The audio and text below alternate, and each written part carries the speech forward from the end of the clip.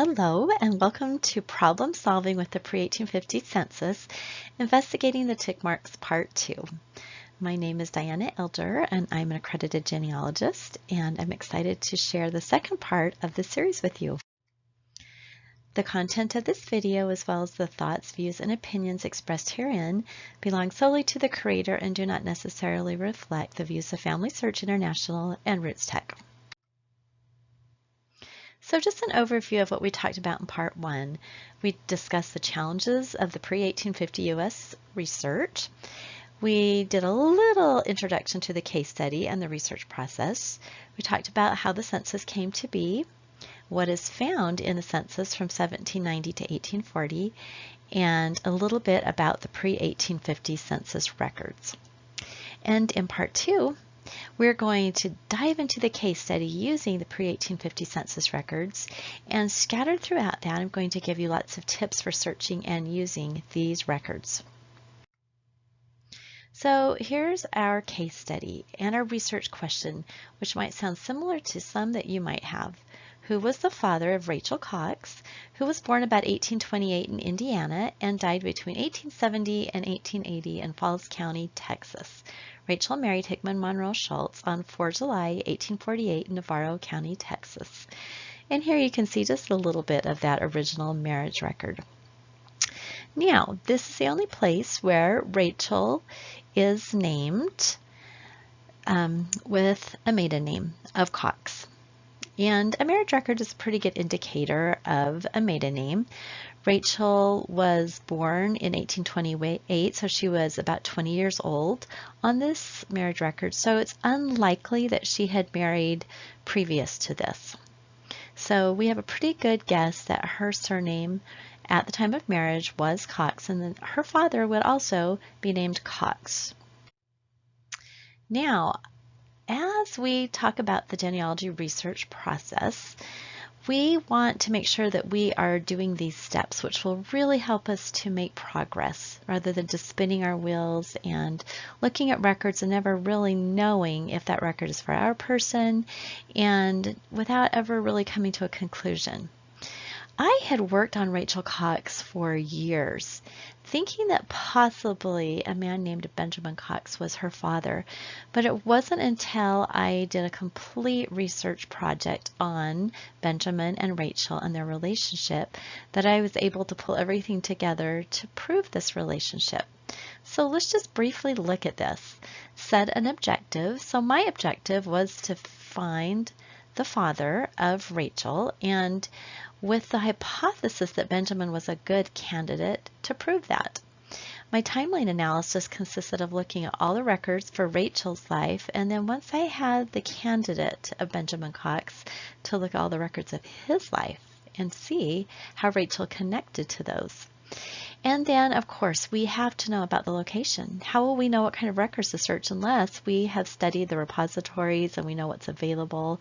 We've looked at county boundary changes. We've looked at maps. So we really need to know the location. And I'm going to show you a little bit how that was key. And then we want to plan our research. We want to discuss or to have a few records that are key that we will start with our research and not just be hopping around. We want to have an actual strategy.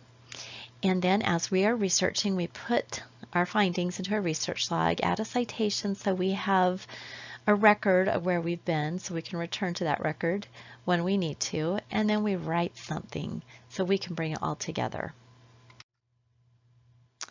Now, I've mentioned that my starting point for Rachel was that marriage record. What about a starting point for Benjamin? Well, here was a big clue that I discovered.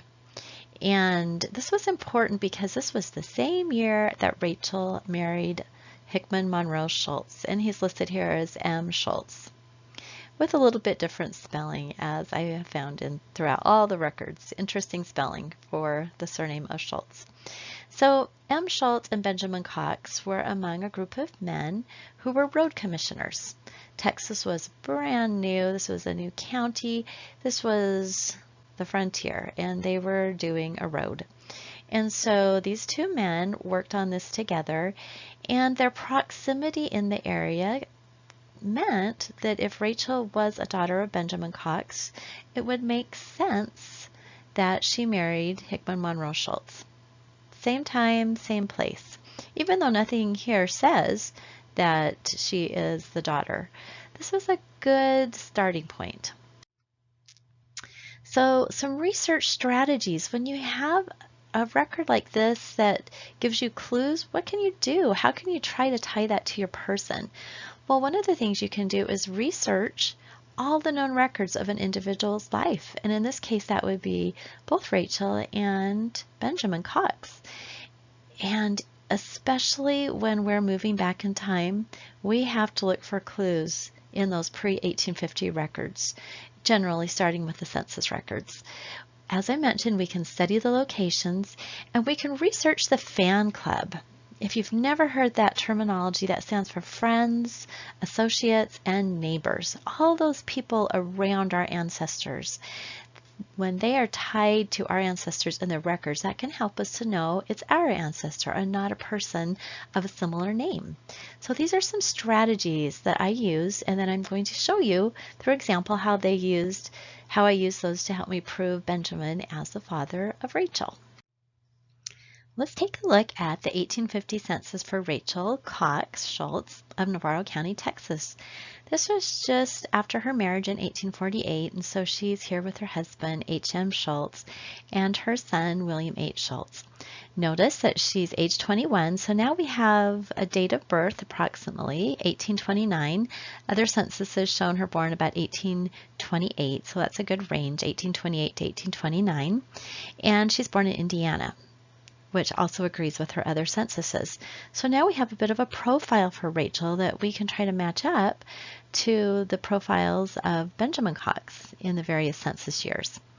Now, where was Benjamin in this time period? It would be great if he was living right above Rachel, or was listed right above Rachel and Hickman Monroe on this census, but he's not. It's in a whole different census, in a whole different county. Benjamin Cox in 1850 was living in Travis County, Texas. He wasn't far from Navarro County and Rachel, but he was in a different county. He'd moved, and he's listed here with his household. So he has a wife, supposedly, and then several children. And notice the last two boys, the Sutton boys. Now, could this be a blended family? Could these be Elizabeth's children, or could they be hired hands? What we need to do is do more research to try to figure out where they fit into the family. Always look at the birthplaces of these later census years when they're listed, and in 1850 is the first year we start getting those. And notice this migration pattern. We have the older girls born in Indiana, and if you remember, Rachel was also born in Indiana, and she is just a little older than Hannah. Could she fit into this family? Well, it certainly looks as if she could. And then notice the younger children are all born in Arkansas, and so we have a possible migration here of Indiana to Arkansas, then into Texas. And we don't know where Benjamin Cox was born from this census because his birthplace is unknown. In other later censuses, we find more information, but in this one, whoever was giving the information did not know and didn't venture a guess. Now, one of the things we want to do is check out other records to see if they can give us some clues. And in searching for land records for Benjamin Cox there in Texas, I discovered that he was a Mercer colonist. He has a wonderful file on the Texas General Land Office website, 17 pages that talk all about this land grant that he had. And in doing some research on the Mercer colonists, I discovered that the first settlers came from Arkansas in 1845. Well, that certainly fits with that migration we saw from the 1850 census about some children born in Arkansas. So it looks like this is the same Benjamin Cox, because remember, Benjamin Cox is a common name. And we're going to see a lot of men with that same name, and we want to try to find all the clues that seem to center around our person of interest. So can we find Benjamin Cox in 1840 in Arkansas? Well, yes. I did find a record in 1840, and here's our first record before 1850 with those lovely tick marks and just the information whether a person was male or female, and their age range. Now, I am looking for my Rachel Cox, who was born in 1828. And so she would have been in that grouping of females 10 through 14. There were 3 of those females in this household. Is it possible Rachel is one of them? Absolutely. Now, can I just say Rachel is one of them and be done? No, because we need more information. Notice on this census that Benjamin Cox is not only listed as Benjamin Cox, but Benjamin Cox and alias. And all the different people on this page who seem to have a mixed family had that notation of and alias. Now, we saw in 1850 that Benjamin possibly had some Suttons as a blended family. So this gives us another little piece of information, another clue that this was indeed a blended family. So what do we search for? Well, we look for a marriage record, and there it is, 1837 in Arkansas, in a neighboring county. We have the marriage of Benjamin Cox and Elizabeth Sutton. And so those Sutton boys were Elizabeth's, and some of those children in both of those censuses were hers, and some of the children were his. So we have a blended family, which is very, very common throughout the 1800s and in the 1900s as well, but especially in these early years when women often died in childbirth or other complications. We have so many situations of blended families that we always have to be watching out for. So we have a little bit of a timeline here. Let's take a look at this. So first of all, we've got a probable birth for Benjamin, 1791 or 1792. And this is taken from his census records. He is in the 1850, 1860, and 1870 census. We saw in 1850 that he was born in an unknown place, but in 1860 he was Ohio, and 1870 he was Tennessee. So we have some conflicts there, but luckily his birth year is about the same, which is great. And then 1820, well, was he still living in Ohio if he was born in Ohio? Or was he living in Indiana, where we saw some children coming from Indiana, including our Rachel? You know, we don't know. Maybe he was even in Tennessee in 1820.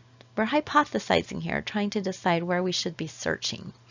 In 1813, however, we do have a marriage to Keziah Barbie in Ross County, Ohio. So in 1820, it's very possible he was in Ohio. Now in 1830, could he be in Indiana? Well, the daughters were born just a little bit before 1830 in Indiana, so it's likely he was in Indiana in 1830. And then we have that marriage, 1837 in Arkansas. He's on the census in 1840 in Arkansas and on the census in 1850 in Texas. So some of this timeline is based on records, and some of it is just a hypothesis. 1820 and 1830 census are just hypotheses, and that's what we need to go find to be able to determine if our Benjamin Cox can be found in any of those places. So here's the challenge. 1820 and 1830 census research is a challenge because we have a lot of men of the same name, and we really don't know for sure where Benjamin is. Is he in Ohio? Is he in Indiana? And which year? So let's see what we can find. Here's a strategy. Create a hypothesis based on what we know, and we know quite a bit from those later records. And then I always use a research log to list the details out, especially when it's detailed research like this is. I was looking for a male, either age 16 to 25 or 26 to 44. When you have someone that's kind of in that middle spot, you've got to be careful that you're not narrowing it too much. And then I compared the 1820 census to the locations in the 1830 census to try to eliminate people. And I also used the fan club methodology to see if I could find Benjamin near anyone who was associated with him. So here's just a little bit of my research log. And in the columns on the left, I have entries from the 1820 census. This just shows 3, but there were actually 10 Benjamin Cox in Indiana and Ohio. And I put each one of them into my research log so I could analyze them. And you can see in the middle column that I put in bold the age of the males, and sometimes I could just eliminate them. So in the very first row, you know, he's a good match with the 1830 household because it's the same place. Dubois County, Indiana. This is probably the same man. Is this my Benjamin Cox? I don't know. Could be. Right age. Was he there? I don't know. Possibility. The second row, we have got Randolph County and Randolph County in 1830. But this individual was 45 and over and would have been too old. And in 1830, he was 50 through 59, so probably not. Now, the last row was much better, and this was a Benjamin Cox in Delaware County, Indiana, and there was no Benjamin Cox in 1830 in the same county. Instead, there was a Benjamin Cox in Monroe, Indiana, that matched up fairly well. And we have some fan club information coming in here. This Benjamin Cox in 1820 on the census also had listed 2 Barbies, Daniel and Olive Barbie, and a family tree has them connected to Keziah Barbie, who was the wife of Benjamin Cox. So because we know that families often migrated together, this is really good evidence that this very, very well could be our Benjamin Cox. So what about that 1830 census? When I took a look at that, I decided that there were placements for all of the known children. Now, some of these children were discovered through marriage records because also in this county and neighboring counties, there were marriage records of some of these women that were that were mentioned here, Amy, Sarah, and Lavina. And so doing the research on all these different Cox individuals, I was able to see that yes, this was probably the family, and that yes, there was a place for my Rachel in this family. Again, you cannot take this just for positive proof as the only source. It must be connected with other records. Now, when we're thinking of location, we've got to always check boundary changes. And in 1820, Benjamin Cox was in Delaware County, which is that big aqua blue area. This was a huge county in 1820, but it was noted on the census record that he was part of the Flat Rock Township, which is down on the red square. Now notice that right there on Flat Rock, the neighboring county to the left is Monroe County, where Benjamin Cox was found in 1830. Is it possible that he moved in those 10 years just to the neighboring county, or that the boundary change shifted just a bit to include that area? So because of the proximity of those two areas, this was another really good piece of evidence that this was the same man. Now we also have another type of tax record or another type of record that can be paired with census records, and that's the tax records. The tax records were taken often every year, just depending on the locality. And if you remember, in 1813, Benjamin Cox married Keziah Barbie in Ross County, Ohio. So if he was married there, should he show up in the tax records? Yes, he should. And so here we see Benjamin Cox from 1810 to 1819 in Ross County in the census records or in the tax records. But in 1820, he's not there because he had most likely moved on into Indiana. So tax records can give us some clues that the individual we're looking at has migrated and moved, and can add another piece of evidence to our hypothesis that Benjamin Cox was in Ross County until 1819, then moved on to Delaware County in 1820. So here's his migration. We have him starting in Ross County, Ohio, moving into central Indiana, then down to Arkansas, then to Texas, and then to another place in Texas where he died. And so when we map it out, we have found records all along the way that show this migration. Now, Rachel Cox also has a similar migration. She was born in Indiana, and we think she's in that 1830 census in Arkansas, and then of course she shows up in Texas where she also dies. And so the similar migration is found with Rachel, and it's also found with her siblings. Now we have the fan club, as I already mentioned. We've got the Barbies, and they were married in Ross County, Ohio. Then we have got them in the census together, and then we also have them in land patents together. So we can connect our Benjamin Cox to the Barbies all through the records. So our conclusion: Rachel Cox, born about 1828, was the daughter of Benjamin Cox and Keziah Barbie. Benjamin Cox was identified in each census from 1820 to 1870. The land, tax, and marriage records identified his 2 wives and several children. I didn't have time to show you all the marriage records from his children that identified and put them into this family.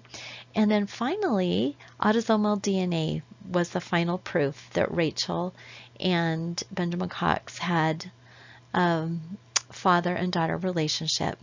Descendants of Rachel also matched the descendants of Benjamin that had been proven.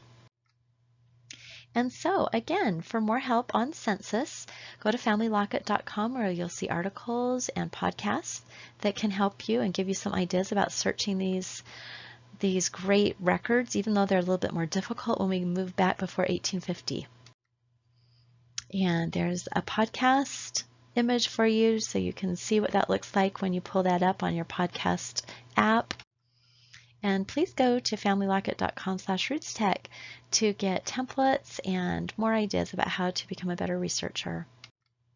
I invite you to go watch more videos on Roots Tech Connect and see what else you can learn. Good luck in your quest to become a better genealogist. Thank you so much for watching.